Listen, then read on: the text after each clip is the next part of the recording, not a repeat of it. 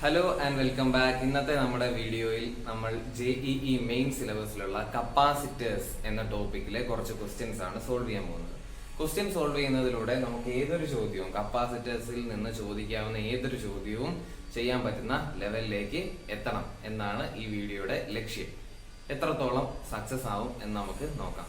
അപ്പൊ ആദ്യത്തെ ചോദ്യം ഞാൻ ഒന്ന് വായിക്കാം. സ്ക്രീനിൽ ക്വസ്റ്റ്യൻ കാണുന്നുണ്ടാവും എന്ന് ഞാൻ വിശ്വസിക്കുന്നു.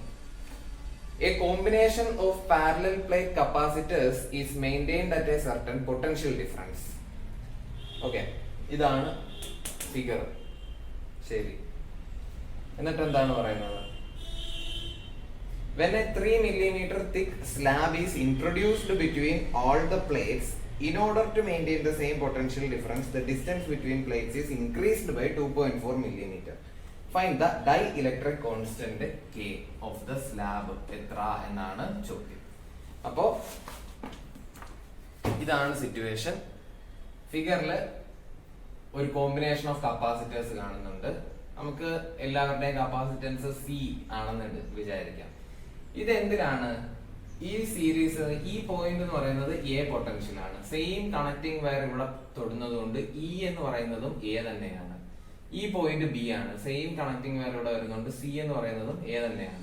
അപ്പൊ എയും ബിയും ഒന്ന് മാറ്റി വരച്ചാല് ആദ്യത്തെ കപ്പാസിറ്റർ എയുടെയും ബിയുടെയും ഇടയില്, രണ്ടാമത്തെ കപ്പാസിറ്റർ ബിയുടെയും എയുടെയും ഇടയില്, മൂന്നാമത്തെ കപ്പാസിറ്ററും സെയിം. അപ്പൊ C C C in parallel answer 3C എന്ന് കിട്ടും. ശരി, ഇനി ഒരു കപ്പാസിറ്ററിന് ഇടയിൽ ഒരു ഡൈഇലക്ട്രിക് ഇൻസേർട്ട് ചെയ്താൽ നമുക്കറിയാം C equal to epsilon naught a by distance between them D ആണ്.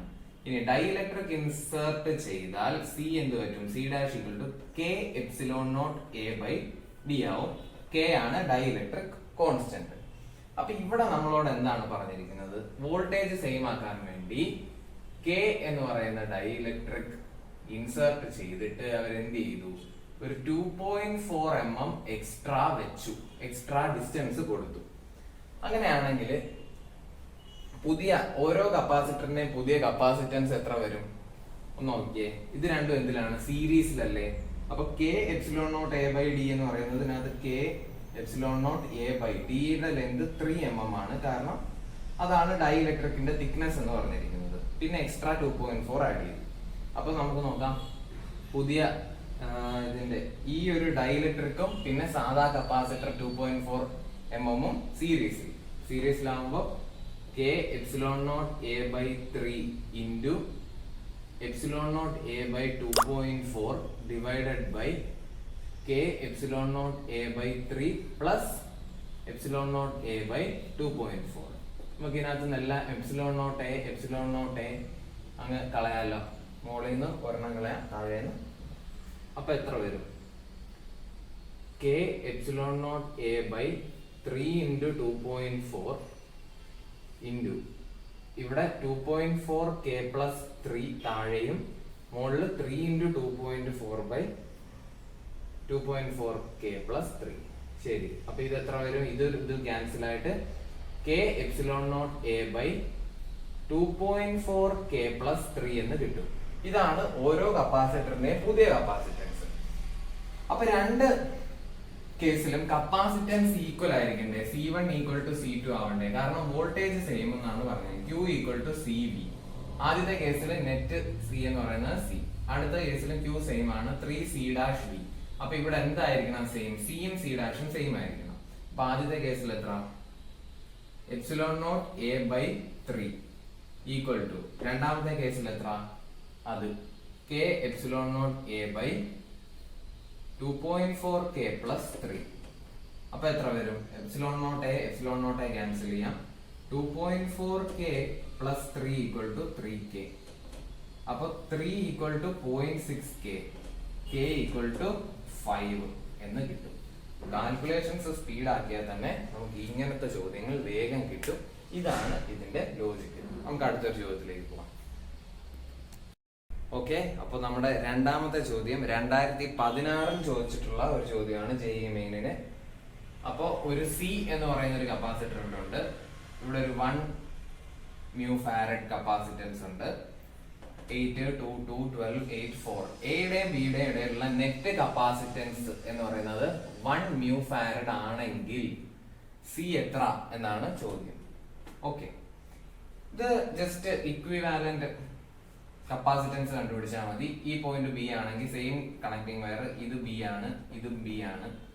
ഓക്കെ, ഇവിടെ ബി, ഇവിടെ നമുക്ക് ഈ ഒരു പോയിന്റിന് നമുക്ക് എക്സ് എന്ന് കൊടുക്കാം, ഈ പോയിന്റ് വൈ, ഈ പോയിന്റ് വൈ, ഈ പോയിന്റ് ഇസഡ് എന്ന് കൊടുക്കാം. ഓക്കെ, ഇത് നോക്കിയേ, ഈ പോയിന്റിന് നമുക്ക് കെ എന്ന് കൊടുക്കാം. ഈ കെയുടെയും ബിയുടെ ഇടയിൽ രണ്ട് രണ്ടുകൾ എന്തിലാണ്? പാരലലിലാണ്. ഇത് ആഡപ്പ് ആയിട്ട് ഇവിടെ എന്ത് വരും? ഒരു 4 അങ്ങിട്ട് കൊടുത്താൽ മതി, ഒരുത്തനെ ക്യാൻസൽ ചെയ്യാം. ഓക്കെ, ആദ്യത്തെ സ്റ്റെപ്പ് ക്ലിയർ ആണല്ലോ. 4. ഓക്കെ, ഇനി 4ഉം 8ഉം എന്തിലാണ്? സീരീസിലാണ്. അപ്പോ അവന്മാരുടെ നെറ്റ് എന്ന് പറയുന്നത് 4 × 8/4 + 8 എന്ന് പറയുന്നത് 8/3 എന്ന് വരും. അപ്പോ ഇവന്മാരെ രണ്ടുപേരെ മാറ്റിയിട്ട് ഒരു കപ്പാസിറ്റർ ആക്കാം വിത്ത് കപ്പാസിറ്റൻസ് 8/3. അതേപോലെ ഇവിടെ എന്തൊക്കെ ചെയ്യാം? ഈ 8ഉം 12ഉം എന്തിലാണ്? സീരീസിലാണ്.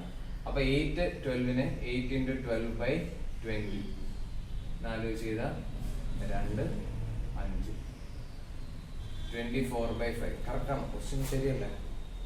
ഓ, ഇവിടെ 6 ആണ്, 8 അല്ല, 6 ആണ്. അപ്പോ 6 × 12/18 12/3 എന്ന് വരും. ഇപ്പൊ രണ്ടുപേരെ ഒഴിവാക്കി ഒരാളെ മാത്രം ആക്കാം, അവൻ്റെത് 12/3. ഇനി 12/3ഉം 4ഉം എന്തിലാണ്? പാരലലിലാണ്. അപ്പൊ 12/3 + 4 എന്ന് എഴുതാം. അത് എത്ര വരും? 24/3. അപ്പൊ ഇതാണ് ഇവന്മാരുടെ നെറ്റ്. ശരി, അപ്പൊ ഇപ്പൊ എന്തായി? ഇവിടെ ഒരു 1 ഉണ്ട്. 8/3 1ഉം 24/3 എന്തിലാണ്? സീരീസ്. അപ്പൊ അതിനെ എന്തെന്നാക്കാം? 1 × 24/3 1 + 24 27/3. അതായത് 24/27 എന്ന് വരും. ഇതെന്ന് പറയുന്നത് 8/9. ശരി, അപ്പൊ ഇവനെയും മാറ്റി എന്താക്കാം? ഒരു 8/9 ഇങ്ങനെ ഇടാം. ഇപ്പൊ എന്തായി? 8/9ഉം 8/3ഉം പാരലലില്. അവന്മാരെ എന്ത് ചെയ്യാം? 8/3 + 8/9.